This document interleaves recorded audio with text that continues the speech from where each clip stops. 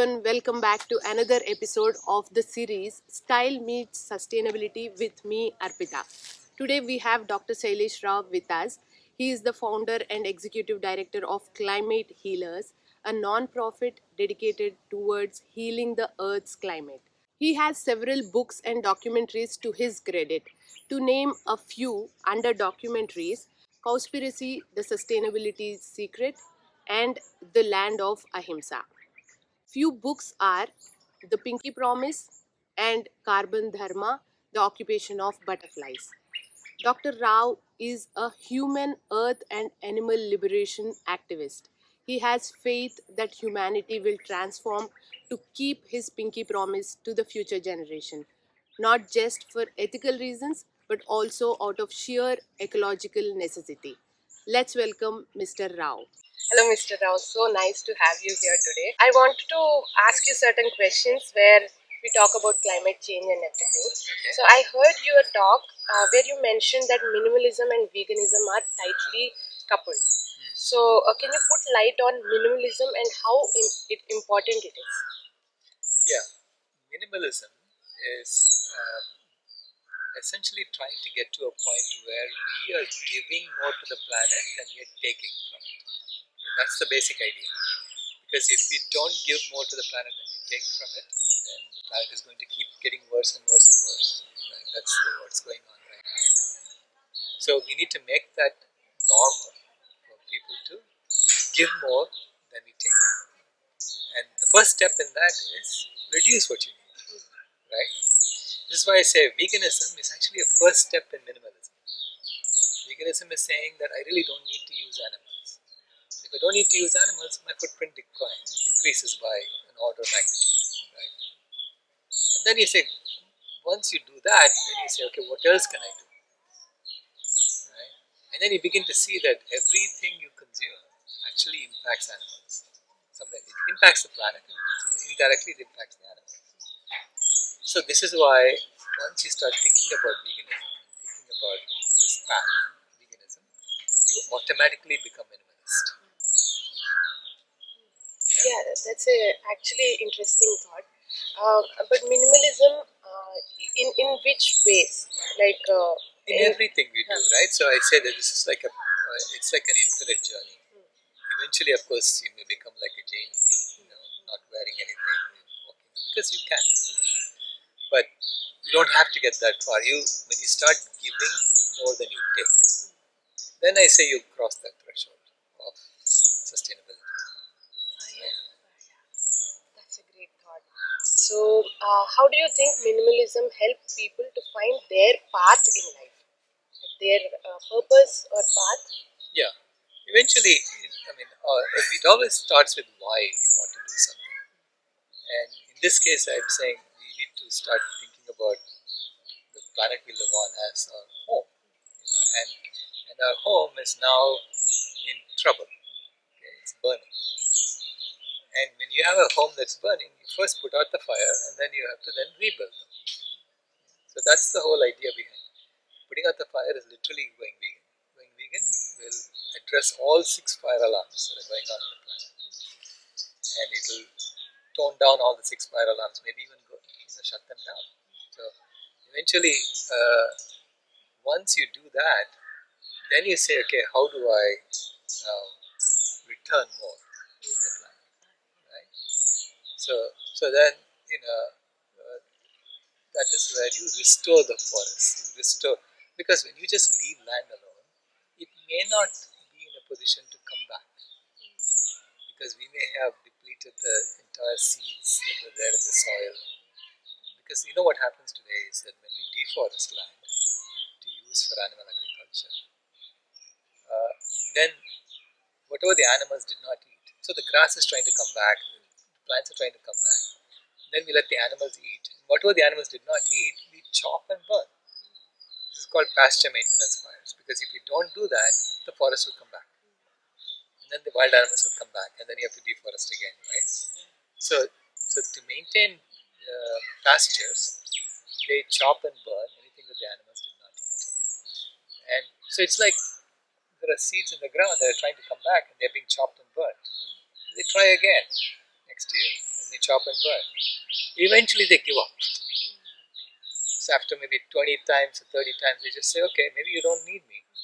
They just stop, right? So the tree just does not have the will to live anymore, right? So eventually then it becomes like a desert, right? And now you cannot just leave desert alone and say, come back, it's forest. Yeah. It won't. Yeah. So we have to intervene. We have to plant seeds. We have to bring the original forest back. And that's what I call rebuilding our home. So you put out the fire and then you rebuild your home. And you just mentioned about six alarms which we have. Right. Can you mention what are those alarms? Yeah, it's like 6 fire alarms going on the planet. The biggest one, the one that's screaming the loudest, is the loss of biodiversity. It's not just species, we're losing about 100 to 1000 species every day. But in addition, we are losing the totality of animals. You lost half the trees on the planet. Okay? So, but we have cut actually more than half the trees. We have eliminated half the trees on the planet, and the remaining trees, a lot of them have been chopped down and replaced with trees that we like. So we like, teak for furniture. So we plant a whole bunch of teak, one after the other. We like pine trees. We keep planting pine trees one after the other. These are monocultures. These are timber forests. But it's counted as forest in the UN. Okay. Animals cannot live there because it's the same tree over and over. I mean, if it eats pine cones, it'll live there. If not, it'll get away, move away from there, right? So animals, so there is very little biodiversity in monoculture forests. So the biodiversity is left in the original forest. And that is just 9% of the land area of the planet. And then in the ocean, we have been bottom trawling an area the size of South America every year. So that also biodiversity we are losing. So if you look at the total weight of animals, they have, in my calculation, they have declined by 94% from what they were 10,000 years ago. It's a big number. Yeah. So we only have 6% left of the wild animals, but we have plenty of farmed animals. Okay? The weight of farmed animals exceeds the weight of all the wild animals that lived 10,000 years ago by a factor of 5. And they are also very, very young animals. So, and they are eating twice as much as their weight. So that's why I say they are equivalent to 10 times the weight of all the wild animals that lived 10,000 years ago. So nature is doing an amazing job of supplying food for biomass that's actually 10 times what she was used to. And still keeping a little bit of the biodiversity. So I'm saying if we stop now and restore the forests and restore the biodiversity of the planet, we may have a chance. But if we let that go to zero, we have no chance of coming back. Right?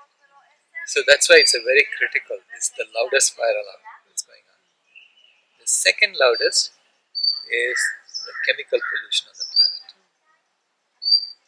So that's two. We are pouring 220 billion tons of chemicals into the environment every year from all our industrial processes. At first, I was shocked when I saw that number in the paper, and I thought, this cannot be right. That's 25 to 30 billion, 30 tons per person. So there are 8 billion of us, right? So where do I buy things that cost 25 to 30 tons of waste? And then I realized just the exhaust from a car, all the fossil fuel burning, it's also 50 billion tons, 40 billion tons for CO2. So that alone is 40 billion tons. There's plenty more that's going on that I don't know about. So it could be. Right? So that is the problem with that is that it's there in the water. It goes up in the air, it comes down in the rain, it's in the water everywhere. And when it's in the water, the animals are drinking it. And then it gets into the plants. So the plants are very good filters. They filter the water and they send out pure water through their leaves. And all the rest, all the chemicals are stored in the trunks and the branches of the plants, stalks of the plants. And then the animals eat the entire plant, like cows, they eat the entire plant and they get all the chemicals into their body and they store that. So, animal foods are highly contaminated with chemical pollution because of this. Whereas if we eat only fruits and vegetables, we can survive, without getting chemicals too much in our body. And then we filter the water and drink it. We do RO, reverse osmosis, all kinds of things. Right? Animals don't. So they're drinking the water as is, they're eating the plant as is. So they're getting sick. That's causing them to die. See, all of these fire alarms have to do with biodiversity. Because ultimately everything impacts biodiversity. The first is biodiversity itself, the loss that we kill. We destroy forests and cause biodiversity to be lost. Habitat loss is the number one reason for biodiversity loss. And that comes from us taking away their land and taking away their habitat for our purposes. Second is chemical pollution. Third is nitrogen and phosphorus loading. So basically, when we pour fertilizers on land, that runs off in the water through the rain or through irrigation, runs off in the water, gets into the rivers, and from the rivers it gets into the ocean. And you have dead zones in the mouths of rivers in the ocean. In those dead zones, the biodiversity is dead, right? Because the way that happens is that the bottom of the ocean gets fertilized with all these fertilizers, and it grows very, very fast. The plants grow very, very fast, and then they suck all the oxygen out of the water, and then the fish die. I've never thought it in this angle. Yeah. So the fish die. Actually, I was thinking chemicals go in the water and fish take it so they die. At this point, I've never thought of it. Yeah. So I mean, chemicals also do that. But the plants growing and they take off the oxygen. I've never thought in that angle at all. Yeah. So it completely unbalances the water system because we pour all these fertilizers. And so that's the third worst. Fourth is climate change. And climate change causes species to migrate. Because they're saying this is not the right place for us anymore, we need to move. And some species cannot migrate. Because, like trees, they cannot migrate very fast. It takes them time to migrate, right? Climate change is happening so fast that they're in the wrong place and then they die. Because they get attacked by insects or something and then they die. Animals cannot migrate because we have built roads and cities and we have taken away their habitat that they could migrate to. Right? So species migration cannot keep up with how fast climate change is happening. Therefore species die. Biodiversity dies. So that's the fourth worst. Fifth worst is you've taken away their land. Yeah, where will they live? Where will they live? Okay, so that's the land use. And the sixth is water. Fresh water. They don't have fresh water. So they are basically, starved. I mean, they cannot drink enough water, so they die of thirst. Or they die of hunger because they don't have enough food to eat. This is why I say that, when humans, we are the slowest growing mammal among all the mammals. We need the least amount of protein. And we have taken from the planet 6 times as much food as we need in terms of weight, which we are now feeding most of it to the animals. Okay? And we are the slowest growing, and yet we obsess about how much protein is in our food. And the other animals are saying, you've taken all the food, and you're saying you don't have enough protein? And you are the slowest growing, right? So it makes zero sense that we obsess about that. True. Yeah. Such a sad situation we are in right now. Well, it's when you think about it, it is absurd that we are even obsessing about this. Right? So we have plenty to eat. We should now have the confidence that we can give back land to the other animals and let them live and bring them back. So first, make sure that these alarms go away. So we have to. This is why going vegan is so important, and then restoring the planet is so important. When it comes to chemicals, fashion industry also has a lot of chemical contribution to the pollution. The dyes which they use, Right. the washes. I've been there, I've seen it, and I've done it without knowing all this. So, yeah, I totally get your point. These alarms should be shut off. Right. Yeah. So, is there any solution for these things? Like, did you figure out some consolidated solution? I know one is veganism. We just need to. You have been saying that already. And is there anything else which we all can take care of? Well, it's a complete system transformation. Okay, so veganism, animal agriculture, animal exploitation is the foundation of the climate heating phase of civilization. And for the climate healing phase, it has to be veganism is the foundation. Veganism is the foundation. That means that you now have to create games and tell stories that match this as opposed to what we've been doing so far. If you think about it, we tell stories of violence to our children. Even our nursery rhymes and all, they all have violence in them, right? The fairy tales have violence in them, right? Hansel and Gretel, the witch is going to eat you. All these things are meant to strike fear in children. Okay? So then they look to adults to help them. So this is where the authority figure comes in. So it's a system based on domination. So we tell stories of violence, and then we play games of competition. Who's a winner, who's a loser? Eventually, there's only one winner, and all the rest are losers. This sort of thing. And so we are also playing the same games of competition with the other species. We're saying we are bigger than you, we are much more powerful than you, we can kill you anytime we want. So this kind of domination games is going on right now. That's coded in the currency system itself and in the food system. Everything is based on these values that we have coded. So we now have to code a different. We have to create a different system, a different food system, a different everything, currency system, everything based on collaboration and tales of non-violence. Okay. Because there's no longer need to be afraid of nature. Yeah, are we afraid of nature here? No, not at all. Yeah. So there's no longer any need to be afraid of nature, and now we have the power and we have gathered the strength to be magnanimous, to give back land to them, we bring them land, to serve the animals. Yeah, so serving the animals would be the next step, Right. not killing them. Right. Earth is not infinite sink or infinite resource. That's what I heard from your talk. So how do people take care of the planet Earth? Yeah. So there is something called donut economics. So what it does is it says that the Earth is not infinite. It's not an infinite sink for waste, and it's not an infinite source for resources.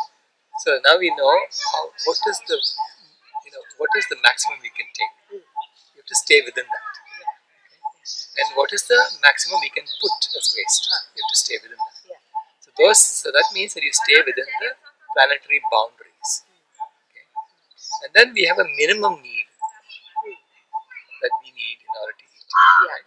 Eat and thrive as a species. So you have to stay outside the minimum need so that no one is in the hole.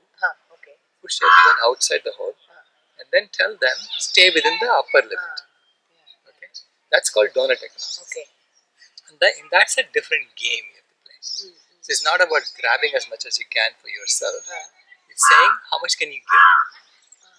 Okay, who is the one who can stay lowest? Oh yeah. Right? As opposed to who's the one who can grab the most. So it's a different game. So it's a game that where we are saying, we are going to see who can give more, and whoever is giving more, they get more resources to distribute. Yeah. So it's all about giving. So you have to create games around that. So that's a different food system. That's a different economic system. But it's all system design. And this is what I do for a living. When I design systems. And I'm looking at it saying, it's not such a hard system to design. You have to basically get everyone on board, saying, yeah, let's do it. Let's do it. Yeah. Right? This is where the challenge is. Getting everyone to come along and say, okay, let's figure out a way to do this. Yeah. When talking about the limit we should know.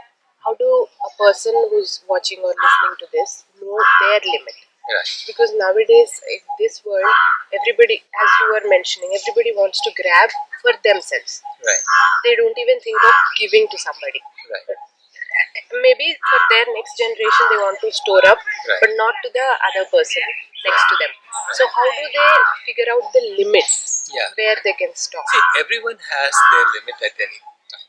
At any given time, they say, okay, I can eat so much, I can wear so much, and I can stay in this much space. So there's a certain minimum you need. Then you ask, am I taking more than that? And if you're taking more than that, you ask, why are you doing it? So you have to start with why. Is it because of some need, some wanting to show that you're bigger than someone? What is that ego that's doing this? So there is a lot of self-inquiry that needs to happen so people realize what their minimum need is. Yeah. Right? And then when you take more than what you need, and if you're keeping it for future generations, I'm telling people now, don't even bother. Because the future generation are going to look at what you're storing and say there's some pieces of paper with pictures of Gandhi on it. Oh yeah. Yeah. That's all it is. Yeah. That's what you gave me. Yeah. And I don't need that. Yeah. I need a planet. Okay, that's what future generations are now telling their parents. So when you begin to see through the game that you're playing now, it's just like playing games with pieces of paper with pictures of Gandhi on it. Right? Totally. Right? And some place it's pictures of George Washington on it, or pictures of King Charles on it. So it's not pieces of paper. And so when you begin to see through that, why do I have to keep a billion of those in my home just for my children's future? Because the children are going to be not playing with this paper anymore. This is for climate heating. So future is going to be very different. Okay, it's going to be all online. Maybe we'll have apps. Yeah. It's already there. It's already there, right? The paper is going down and everybody are paying online. Paying online, yeah.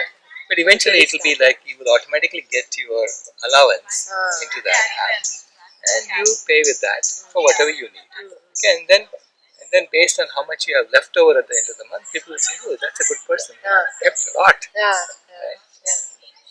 So it's going to be based on how much you save from what you were given. Because whatever you were given was an allowance on the planet. And whatever you save is what you gave back to the planet. Correct.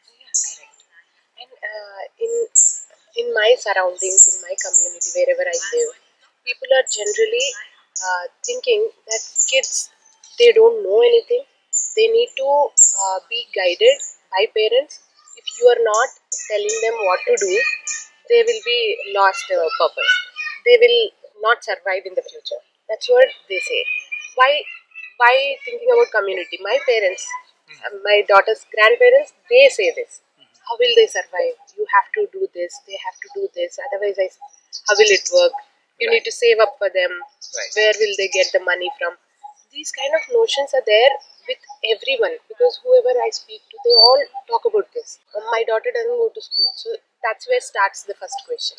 Why is she not going? What will happen in the future? So what can be done for the kids? Do we need to do anything, or should we just leave them be? Right now, we're in the transition from climate heating to climate healing. And if we don't do this transition quickly, we're in trouble. We know that. Yes. Right? So knowing that, you ask, do we have to teach that child to become a climate heater? Because that's what the system is doing. They're teaching everyone to be a climate heater and to go along with what you're doing now, which is all grabbing from the planet. That's what you're doing. So instead of teaching them to be climate heaters, we have to learn from them to be climate healers. That's the book I wrote, the Pinky Promise book. Yeah? Because they already know. They were born climate healers. So we learn from them, and then we bring them up and say, okay, these are the tools that we have available for you to be a better climate healer if you want to be. So I say that's the future of schooling. A lot of adults have to unlearn. Oh yes. So Totally. unschooling has to be for adults, not for children. Yeah.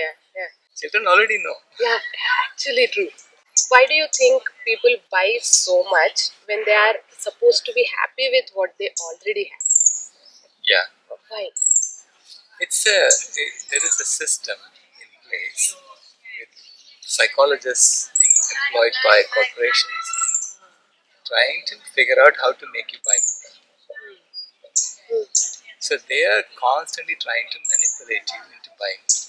Why? Because when you buy more, they get more revenues and they grow. And we also buy into that by saying I want to have stock in that company because it's growing more. Because I want more from that. Right? So in a way, we are causing this to happen. The psychologists are working on your mind, trying to convince you that if you wear the same clothes twice, then you're a poor person. Oh yes, yes. Yeah. So there are people who buy very expensive clothes and they wear it only once. Yes. So that they say is the ideal that you need to get to, and that drives fashion. Yeah. Right? Yeah. Because you have to buy 365 clothes per year. Ah, yeah. And that gives more collections of clothes, more production, more trouble Right. to the planet. Right. Yeah. It's always about more. So that's a system we have. So it's a system of the caterpillar, we call it. So we need to go into the chrysalis where we stay within the bounds. And then we'll become a butterfly where we don't even need to count. Yeah. Because we are always going around giving. You mentioned about hemp somewhere in your talk. So, how do you think hemp will be helpful for humans and the planet? Hemp is a very fast growing plant and it's a very strong plant. Strong in which way? When you fiber. Yeah. So when you create clothing and material, use hemp as a material, you can create substances that last for a long, long time. And this is why they discouraged hemp because when people buy hemp clothes, they won't buy another one for a long time. So we have a system that's making you trying to get you to buy more and more quickly. So hemp was discouraged. When we bring back hemp, then we can create clothes and wear it for 20 years. Yeah. So you don't need to change anymore, right? And because hemp is fast growing, it also sequesters carbon fast. Yeah. So there are lots of other uses for hemp. Make furniture out of it. And the water consumption of hemp growing, is it like reasonable or? It's reasonable. Yeah. I don't know much about it. Okay. But Because from what I hear, it's. because initially cotton was the ideal fabric to go for, but now it takes up so much water, so much land, so it became a non-ethical fabric. Right. But we are going for organic cotton. So I can see that every fabric which we talk, which is very good for the environment, might become that. So is there a point where we can control that? Yeah, ultimately, look, there are cotton trees, Yeah. right? Yeah. Trees that cotton trees. When you plant a tree like that, and if it uses a lot of water, it just means that tree is very good at taking water from under the ground and turning it into water vapor in the sky, okay? Which is very good for bringing rain over the forest. So when that tree is part of a forest, it's actually doing a really good job. But instead of putting it in the forest, we put monocultures of those trees, and then we say, "My God, it's taking so much water." Yeah. So we got it all wrong. If you create a forest in which cottonwood trees are there or almond trees are there, and the fact that they are working so hard to bring the water and send it up, you'll be thanking them for doing that. That makes total sense. Right. Okay, how to inspire people to go back to minimalism, which has always been in our Indian culture? Right. It's telling stories.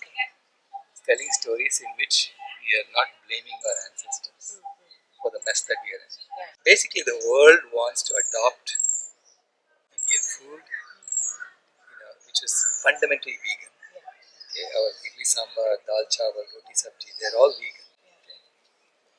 And our culture of minimalism. Okay, this is how ahimsa was implemented by our ancestors. So the world needs to adopt it instead of us adopting the other culture of scarcity mindedness. Because this culture of minimalism and eating plant foods and all that comes from this feeling of abundance. There's plenty on the planet for all of us. Right? So there is no need to have any holding. You don't need to hold anymore.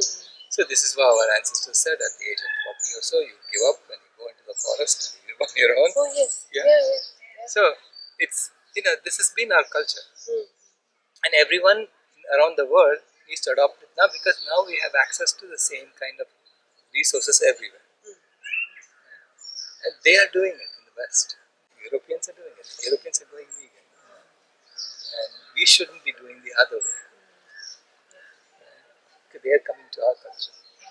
So when you talk about it like this, and you tell stories that there's nothing wrong, which is what has happened, and that we are now taking the best lessons from our ancestors and putting it together to solve the problem that we're facing.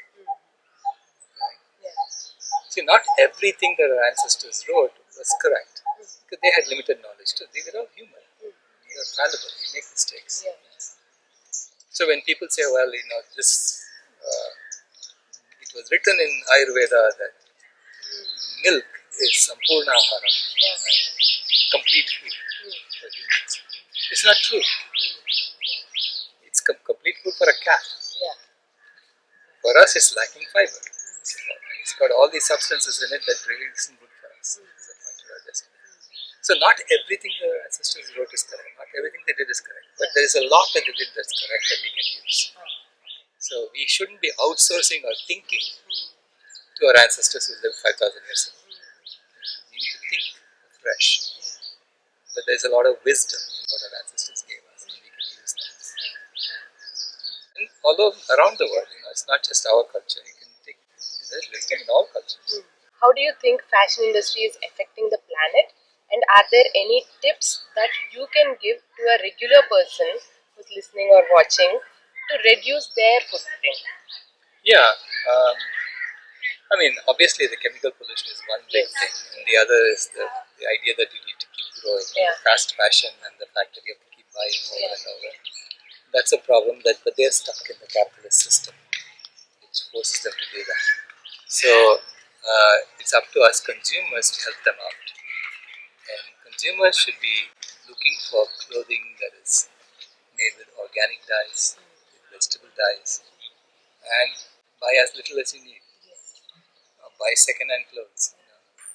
And so this way, I try to wear khadi clothes as much as I can, because I know it's made with vegetable dyes and so on. So minimizing our impact on the planet.